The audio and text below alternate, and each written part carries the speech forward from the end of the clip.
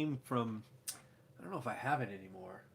I did this one mailer, 8.5 by 11, had way too many words on it, but it actually led to a deal, sort of pretty cool. I did it all wrong, and it still helped produce a transaction that closed. So I'm gonna hopefully get a walkthrough video of it next week, kind of show you what's going on with it. It will be yeah, it's a nice little deal. So pretty excited about that.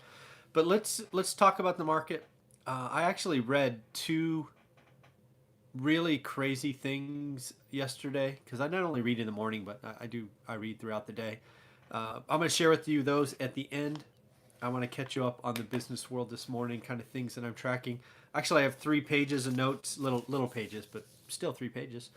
So we're just going to go in order. I didn't organize them this morning. But first and foremost, it looks like Trump was acquitted. Kind of a yawn. If you were watching this channel 45 or 60 days ago, it's like, hello, does everybody not see how this is going to go? One side's going to...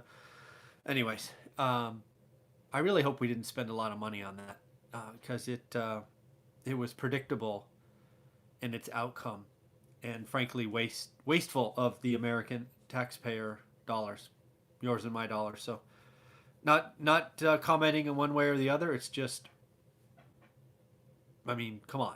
Did we not see this coming? So anyways, Twitter gets a shout out today. It looks like its stock's up 14%. Kind of interesting though. They had a miss on earnings per share. It seems to be people are saying, hey, look at their what do they call it? User growth, strong user growth, and it looks like a revenue beat. So it's interesting that Twitter was called out for user growth, right? It's a social media platform that has been around for a while. And I'm wondering what caused it, right? I'm wondering if Twitter became the kind of media channel for maybe the virus or something, because it would have to, something outside the norm would have to cause it. I haven't seen anything unique in Twitter that would cause me to use it more, right? I've had a Twitter handle. I've had two, I guess. I had one for my software career for 15 or 16 years, and then I have one now for one rental at a time. And I haven't really seen anything that would go, oh, that's new. Let's use Twitter more. So I'm wondering if this is a one-off kind of, worldwide events caused it to move. So I don't know. That was just my thoughts. If there is something in Twitter that changed, let me know, because maybe I should go look at it more. I'm not the most app or technology savvy individual. So, hey, if you know of something inside the Twitter app that I've missed, let me know. I'd love to see it. Looks like Tesla is below 700, at least as of this recording, or as of my notes, which are about a half hour old. So you never know with Tesla. It could be up for all I know at the moment. The thing that caught my attention is it's down 30%. 30 from Tuesday's high, or intraday high. All I can say is I'm sure it'll come out later, but my strong suspicion is some hedge fund, some Wall Street stupid algorithm computer trading platform went freaking haywire. And for whatever reason, it was automatically buying Tesla with no cap. Otherwise, the SEC's got to evaluate what the freaking heck happened. The fact that a stock can go up parabolic 2 days in a row and then be down a trading day in a little bit, 30%, that's not normal, right? That's just not normal. That's not even .com craziness normal. So, I strongly suspect inside of 3 or 4 weeks, some hedge fund somewhere is going to say, whoops, our algorithm inadvertently only bought Tesla when it was supposed to buy a basket of stocks or something. But it's going to be crazy. Looks like this Bernie Sanders second place finish in Iowa has reinvigorated his ability to raise money. He raised $25 million in the last week. So that... he looks like he's getting stronger. I did read that I think he's actually in the lead in New Hampshire, which is frightening. Um, for all of you out there that want to, we're going to have an election in November, and my opinion is you probably don't want to have a socialist run against a capitalist. That doesn't seem like to be a very good. Doesn't seem to be a very good choice, but I don't know. We'll see. Still a long way to go, so um, we'll see what happens there. But that's if you really want him out of the office, is that the choice you want to make? It just doesn't make sense. But what do I know? I don't watch politics. It's all crazy and criminal as far as I'm concerned. Jobless claims down to 202,000. I forget what it was. I read so much today. I think it's like lowest in 9 years or 6 years or something. It's pretty crazy. Again, you'll see at the end of this video the two crazy things I read. One of them will point at this number. But yeah, our economy is strong. The consumer is fine. Rates are low. I mean, 2020 is going to be a good year for real estate. There's just no question. So that's that page. Yes. Oh, you see Peloton? Yeah, stocks don't make sense to me, man. Freaking crazy. Yeah, stocks are nuts. Yeah. Anyways, all my feelings about my stocks are in the book. It crushed me in 2001 or two. Nuts. So back to the stock Peloton, one of those unicorn stocks that went public, I guess last year. Wow, 2020 already. Oof. Down 7%, $55 million loss, 20 cents a share. It just no path to profitability, right? A lot of investments going in, so interesting times to see what's going on. As for have you ever seen a Peloton bike? It's pretty cool. Very expensive, but we'll see there. Yum Brands. I don't know if you know Yum Brands. This is really why you got to know your stocks, what's in them. Yum Brands is a conglomerate, and I learned something today. Did you know the number one market for KFC, Kentucky Fried Chicken? Anybody got a guess? Going once, going twice? Yep, it's China. I had no idea. China likes fried chicken, I guess. And of course, the second largest for Pizza Hut. Oh, look at you. You guessed right, Josh. Congratulations. So, if your Yum Brands and your number one market is hurting your number one brand and your second brand, right? Pizza Hut and KFC. Guess what? You're going to have a bad quarter, right? Because everything is shut down. I actually read yesterday that they are banning group lunches. What? Are you crazy? I mean, must be pretty bad. I still wonder if it's worse than people are telling us, but pretty crazy. The next thing, Tapestry is a conglomerate for, what do you want to call it? Medium high clothing brands? Coach. Oh, KFC is considered a luxury brand and experience abroad.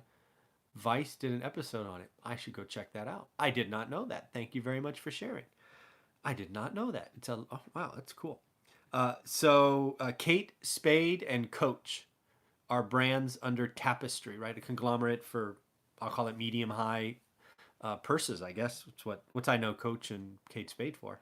But they are already saying that all the mall shutdowns in China are going to shave 200 to $250 million off their quarter. That's a lot of purses. So again, just realize that this essentially shutdown of the second largest economy in the world is going to impact companies, right? Next thing I saw is it looks like Treasury Secretary Munchin. I'm actually not sure I'm pronouncing that right, but that's what it kind of reads like to me. He's actually saying that U.S. growth may be held back because of the Boeing 737 MAX. Didn't go into any specifics there, but it's got to be all the suppliers and parts and all of that kind of make up building a plane. It's a huge endeavor. But he's saying that it may shave up to 0.5% of U.S. GDP growth. So pretty crazy.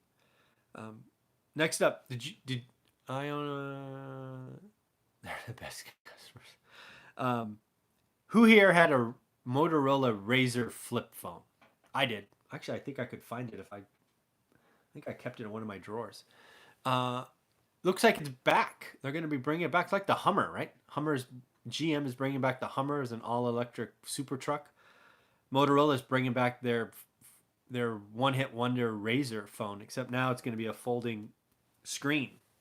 I'm going to go check it out. I'm not going to buy one, but I'll go check it out. So that's pretty cool. Just to show how powerful Apple is, just Apple Watches. Get this. Apple Watches in 2019 outsold the entire Swiss watchmaking industry. That shocked me. Sometimes I read stuff and I have to go, I didn't just read that. Yep. It looks like Apple sold $30.7 million in Apple Watches in 2019. The entire Swiss watchmaking industry did 21.1. Wow. That's wow. So I'm not really sure what that means for watches in general. I guess we're wearing them less, at least the traditional watch, because heck, my phone, Vice episode 1, I think is what that means. I will go check it out, Andrew. Thank you for giving me a heads up. Appreciate you, man. So again, Apple is crushing it. They're an amazing company, at least for the products that they develop. Looks like Casper, right? The mattress in a box company is going public today. The stock's probably trading probably in the afternoon. Looks like it's going public at $12 a share, which is at the low end of their already reduced price. Again, this is just investors, as far as I'm concerned, being smart. They're not investing in companies with no path to profitability. There's a huge glut of mattress companies, mattress in a box companies now. They were unique when they started in 2014, not so much now. But that's they're trying to rebrand themselves. It's a heavy lift, but it looks like they are going to go public, so the stock will be liquid, or RSUs and all that stuff. So I'm not really sure. Would you be happy about that? Right? You fight all along. I guess it's priced at what when you have your stock priced at. If you're expecting 24 and you get 12, but if you're priced at 25 cents, so yeah, KFC's a luxury. Pretty crazy, huh? How about this one? I read this and I almost laughed out loud. Remember our boy Bernie Madoff? Remember him? He apparently is dying and he is asking to be let out of jail. I don't know about you, but my only answer was hell no. You do the crime, you do the time. What did you think was going to happen? You're going to die in jail. I couldn't imagine letting that guy out. That's for all the pain and suffering he caused over the years, and frankly, probably are still causing. I don't mean to sound like a dick or harsh, but you're going to die in jail. Sorry. You did the crime, do the time. All right. Now on to the two crazy things I read yesterday. And I'm actually not sure which one I want to read first. So let's do this one first. So there is an increasing call for the Fed to cut rates before the election this year. Are you kidding me? Are we not watching the daily reports of good news? And oh, by the way, a recession or a Fed cut usually is done inside a recession. I mean, are you kidding? We're talking about growth under 3%, sure, but it's still growth. And all these companies and consumers and job market, if anything, we're going to have inflation. And you want to cut rates into that? I mean, come on. This is just people wanting rate cuts so stocks go higher. That's ludicrous, in my opinion. Next up, and probably the craziest thing I have read in a while, is some kind of MIT model predicted a recession in 70% of a recession. I read all kinds of websites. I'll probably put them down below, but hopefully they're just mainstream. CNBC, CNN, Bloomberg, Wall Street Journal, and then some others that hit my screen is the answer to the question. Uh, somebody predicted. I'm sorry, MIT computer model has now predicted an American recession at 70% inside of 6 months. That is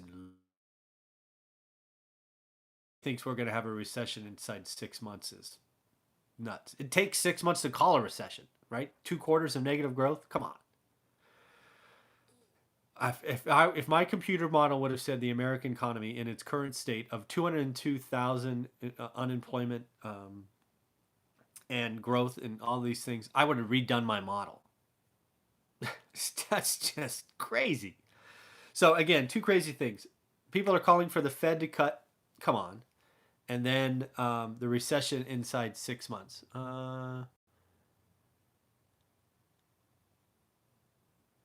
Let's see what see if I can read all this. So I think I caught most of that, Andrew. So I just read yesterday that eBay is actually cutting all their buses to move people in.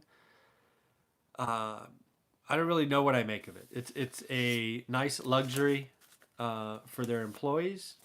It is probably a sign of the times that you know there was a time when everybody had free lunches and sodas and all of that stuff. So it's expense cutting for sure. Um, but I don't actually know how often they were used. I never used one. Um, but again, I live in the valley, so it probably doesn't make sense for me. So I don't know. I probably have to read up on that, Andrew. I don't know that I have an opinion yet. But that's what I got for today. I got an exciting interview lined up for 8 o'clock. I got to talk to my team about the house I just bought to change locks and get a plan together to tackle the renovation, rent it up, and sell it. So should be a fun day. All right, everybody, take care of yourself. Have fun. Bye.